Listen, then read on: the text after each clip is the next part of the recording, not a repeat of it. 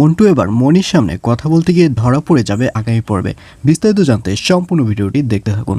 আসসালামু আলাইকুম প্রিয় দর্শক, সবার কি অবস্থা? হাজির হয়ে গেলাম দীপ্ত টিভির নিবেদিত মাস্টারবিজনর নাটকের 1066তম পর্বে কী সব ঘটতে চলছে তার অগ্রিম খবর নিয়ে।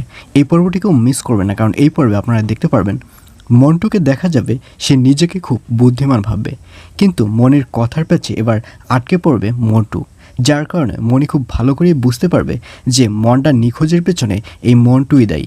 মনটা যে আসলে কোথায় গিয়েছে বা কাকে তারা নিখোঁজ করেছে এই সব কিছুই এবার মন্টু জানে।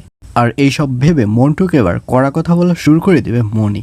আর অন্যদিকে বুসরাকে দেখা যাবে সে বাড়িতে মনি না থাকায় এবার আয়নের বাড়িতে আসবে এবং আয়ন বুসরাকে দেখে বলবে, কি ব্যাপার আপনি হঠাৎ এখানে?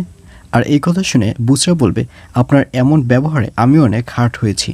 আর এই কথা শুনে আয়ন বলবে, আমি আবার আপনার সাথে কি ব্যবহার করলাম? তখন বুসরা বলবে, একটা মানুষ যদি একটা মানুষের বাড়িতে আসে তাহলে তো তাকে সাদরে গ্রহণ করে, কিন্তু আমি এসেছি এটা দেখে আপনি মনে হয় কষ্ট পেয়েছেন।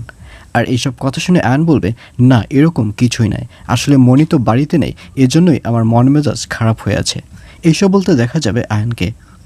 আর অন্যদিকে দাদাভাইকে দেখা যাবে সে পুরোপুরি এবার ডক্টর সাজবে এবং রুনার ট্রিটমেন্ট করা শুরু করে দেবে এবং রুনাকে নিদ্রা অর্থাৎ মনোনিদ্রা করতে বলবে, অর্থাৎ রুনার মনকে ঘুমোতে বলবে।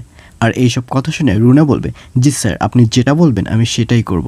আর এই কথা শুনে দাদাভাই বলবে, আমাকে স্যার ডাকবে না, কারণ ডক্টররা সবসময় পেশেন্টের বন্ধু।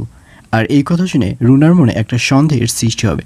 রুনা মনে মনে ভাববে যে তার অফিসের বস যেরকম ক্যারেক্টারলেস, এই ডক্টরও মনে হয় এরকম কিছু ক্যারেক্টারলেসের গুণ রয়েছে।